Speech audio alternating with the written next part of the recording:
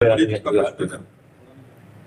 जी, आपके चरणों में दंडवत प्रणाम। महाराज जी, यूट्यूब के माध्यम से पिछले 1.5 वर्ष से आपका एकांतिक वार्तालाप संकीर्तन सुन रहा हूँ और जीवन में बलपूर्वक उतारने का प्रयास करता हूँ।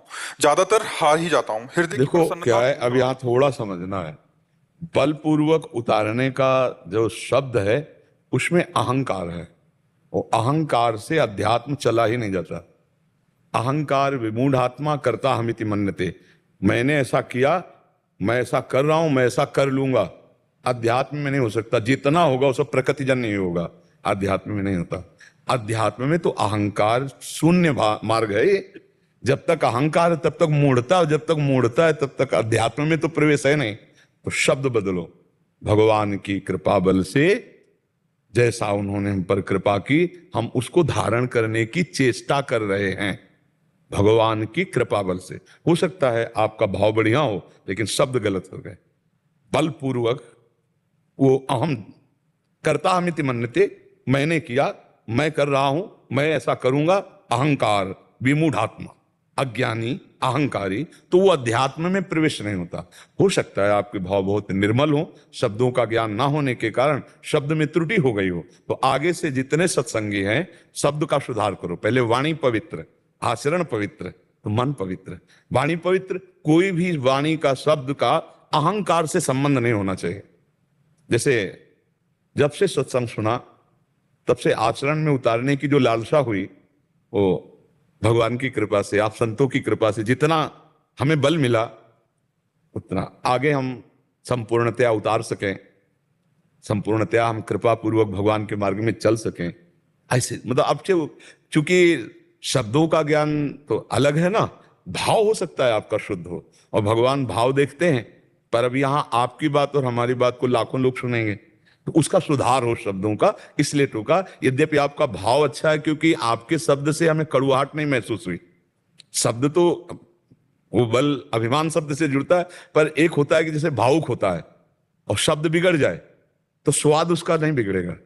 तो आपके जो शब्द हमारे कान में गए उसमें स्वाद है, उसमें स्वाद रहित नहीं है। इसका मतलब है शब्द बिगड़ गया है लेकिन भाव सही है। और जैसे कहीं कहीं भाव गलत हो, शब्द संभाल के बोलो तो चिड़चिड़ापन आ जाएगा, फिर वो उत्तर उसका थोड़ा आक्रोश में आ जाएगा। हाँ, अब बोलो, आप क्या कहना चाहते हो? हृदय की प्रसन्नता ढूंढ रहा हूँ और अव्यवस्था मेरी प्रारंभिक से भी पीछे है। आपने कांतिक में कहा था कि हृदय की प्रसन्नता के लिए निर्मल मन जन सो मोहि पावा होनी चाहिए।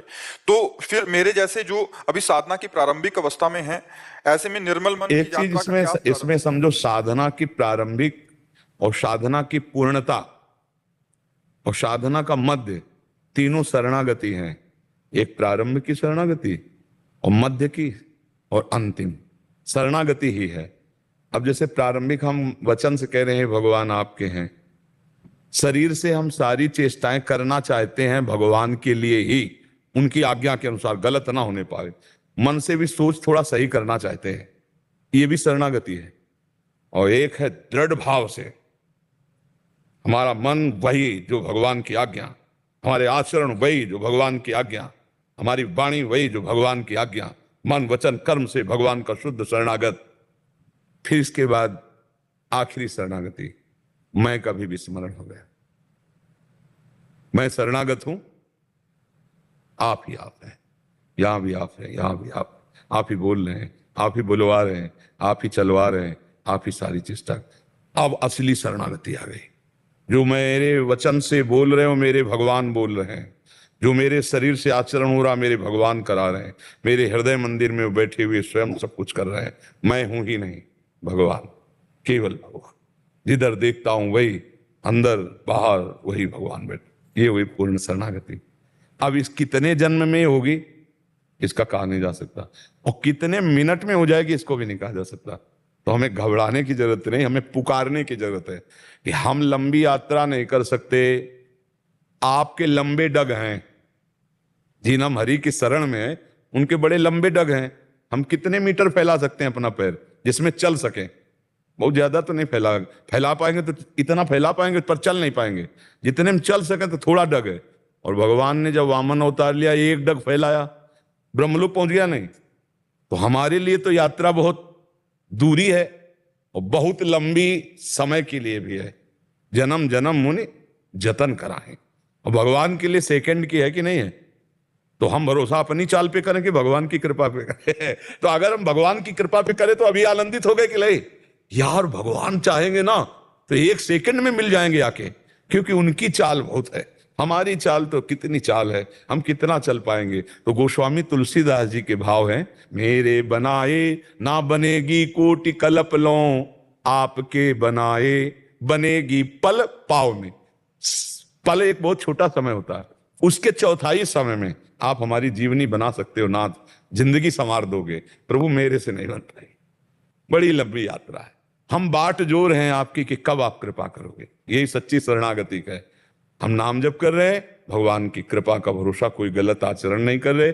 अगर कोई गलत आचरण हो रहा है तो हम रोते हैं, फिर प्रभु देख लो, ये मन ये इंद्रियां हमारे थांबे नहीं थम रहे। सच्ची मानो, जो आखिरी शरणागति की गति होगी उसकी यही होगी, प्रारंभिक की वही गति होगी, क्योंकि भगवान वचन की शरणागति को स्वीकार कर लेते, फिर आप तो हृदय से शरणागत हो। और सच्ची बताओ, ये मार्ग बहुत कठिन है। ऐसे बातचीत करने में सरल लग रहा है, लेकिन जब मन घसीटता है भोगों की तरफ, सब कोई देख लो ना, तब रोक पाना बहुत कठिन है। उस समय हमारा कोई बल काम नहीं करता।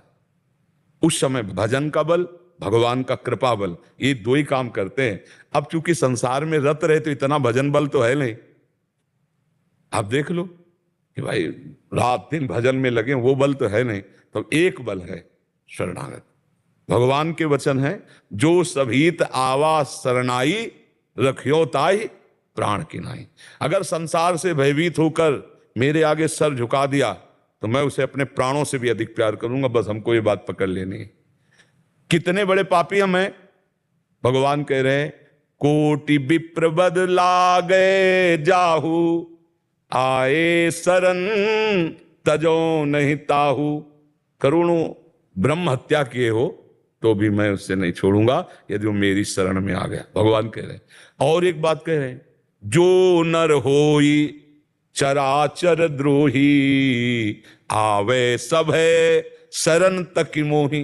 यदि चराचर का दुश्मन हो गया हो और फिर भी मेरी शरण में आ जाए तो मैं उसे साधु बनाऊंगा। तज छल कपट मोह मद माना, करूं सद्य ते ही साधु समान। करूं, मैं स्वयं उसे साधु बनाऊंगा।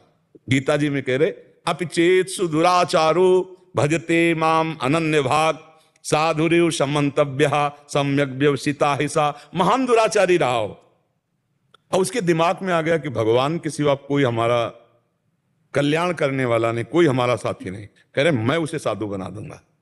भगवान कह रहे, भगवान को बहुत उदार स्वभाव है। एक बार स्वामी अखंडानंद जी महाराज वृंदावन के बहुत बड़े महापुरुष थे, वो पूज्य भाई जी से, हनुमान प्रसाद पोद्दार जी से, तो एक बार कहा, भाई जी आप अपने मन की कोई पसंद की बात बता दो। संत से मिलेंगे तो भाई जी के आंखों में आंसू आ गए और एक चौपाई गाई, उमा राम स्वभाव जेहि जाना, ताहि भजन तजी भावना। जिसने भगवान के स्वभाव को जान लिया, इतने करुणा में कि घोर अपराधी को भी महान ऋषि बना दे, घोर पापात्मा जीव को ब्रह्म ऋषि बना दे। इनका प्रभाव, इनका स्वभाव, तो जिसने स्वभाव भगवान का जाना उसे भजन छोड़कर अच्छा नहीं लगता। क्योंकि जैसे आपने प्रश्न किया कि जाना है यार, कोई साथ नहीं है। आखिरी बात तो ये है कि अकेले जाना है, यहां से कुछ नहीं ले जाना है। फिर हम प्रयोग क्यों लेकर पा रहे? क्योंकि हमारा ज्ञान अभी सच्चा नहीं है, कच्चा ज्ञान है। सच्चा तब होगा जब केवल भगवान के भजन में चित्त जुड़ेगा, तब असलियत में जब बात आ जाएगी। जैसे 2000 के नोट बंद हो गए और एक टाली आपको दिया जाए तो उठाओगे आप? एक नोट नहीं उठाओगे। एक टाली पूरे नोट डाल दिए जाए तो आपको इतनी भी खुशी नहीं होगी। क्यों? असलियत में पता है कि अब ये नहीं चलेंगे, नकली हो गए अब उस आपके लिए, प्रयोग में नहीं आएंगे ना। तो असलियत में जब पता चल जाएगा कि ब्रह्म सत्यम और जगन मिथ्या, तो ऐसे मिथ्या आप नहीं छुओगे जैसे नकली नोट नहीं उठाओगे। पर अभी हमको सच्चा ज्ञान नहीं है, कहते जरूर है मिथ्या है, ले पर हमको स्वाद मिथ्या में आ रहा है, इसलिए वो ज्ञान हमारा प्रयोग में नहीं आ रहा है। तो इसलिए नाम जप करें और संत समागम करें और भगवान की कृपा का भरोसा रखें। हमसे तो गलती हो सकती है, हमसे गलती हो सकती है, पक्की हो सकती है, क्योंकि इतना फिसलन का मार्ग कहीं भी फिसल सकते हैं।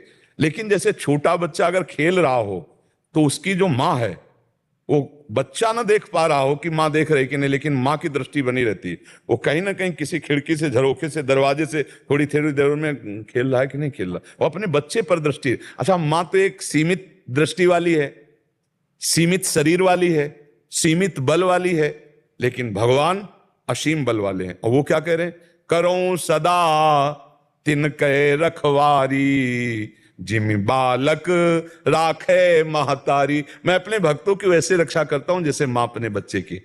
तो मां तो सीमित शक्ति वाली, भगवान असीम शक्ति वाले। मां सीमित जगह है और भगवान सर्वत्र है। मां अल्पज्ञ है, भगवान सर्वज्ञ है। जब भगवान हमारी रक्षा करे तो हमें डर किस बात का, फिर हम प्रसन्न हृदय हो जाएगा। जैसे आप कहते हैं ना, हृदय की प्रसन्नता। जब भगवान पर भरोसा, भगवान की कृपा पर भरोसा, भगवान के बल का भरोसा, सर्वत्र है तो मेरे पास है, सब में है तो मेरे अंदर है, सब समय है तो इस समय भी मैं डरूं क्यों, एक आनंद आ जाएगा। देखो अभी जैसे कोई पदाधिकारी अपने भारत का हो और आपका परिचय हो जाओ उससे, तो आप देखो आपकी छाती कैसे फूलती है।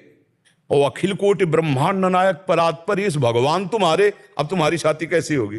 पर देखो सच्चा ज्ञान नहीं है तो कुछ नहीं समझ में आ रहा। एक संसारी आदमी, संसारी पद वाला आपसे हाथ मिला ले, कह दे देखो ये नंबर ले, तो आपकी छाती फूल जाएगी। चाहे कभी नंबर ना उठावे, नहीं कभी ना उठावे, पर आपकी छाती फूल जाएगी। और भगवान गीता जी में कह रहे हैं, अनन्यश्चिन्तयन्तु माम ये जना परिपासते तेषाम नित्याभियुक्तानाम योगक्षेमम वहाम्यहम्। रात दिन तुम्हारे योगक्षेम का वाहन करूंगा। योग माने जो अप्राप्त है उसे प्राप्त कराऊंगा, और क्षेम माने जो प्राप्त है उसकी रक्षा करूंगा। केवल तुम मेरा चिंतन करो। अनन्यश्चिन्तयन्तु माम, ये नंबर लो, राम राम राम राम, कृष्ण कृष्ण कृष्ण कृष्ण, हरि हरि, पूरी जिम्मेवारी हमारी। भगवान, लेकिन हमें भरोसा भगवान पे नहीं है, संसार पे है। हमें भरोसा, एक आदमी लाठी लेके साथ चले, बंदूक लेके चले, उसका जितना होगा वो सुदर्शन चक्रधारी भगवान का नहीं होगा। आप देख लो ना, हम अकेले चल रहे हैं, कोई घटना घटनी है तो भगवान जान रहे हैं, भगवान सर्व मालिक हैं, भगवान रक्षक हैं। वो अगर रक्षा करेंगे तो कोई मार नहीं सकता। और अगर उन्होंने लाल स्याही फेर दिए तो कोई बचा नहीं सकता। इसलिए हमें भगवान पर जब भरोसा हो जाएगा, भगवान की कृपा स्वभाव को जब हम जान जाएंगे तो हृदय हर्षित हो जाएगा, आनंदित हो जाएगा। हमको अपने बल, अपनी साधना का भरोसा बहुत जल्दी होता है, पर भगवान का बल, भगवान की कृपा का भरोसा नहीं होता। जिसे भरोसा हो गया वो आनंदित रहता है, पक्का समझो। देखो, एक होता मेहनत करके करोड़पति बनना और एक होता करोड़पति की गोदनामे में चले जाना। समझ रहे हो?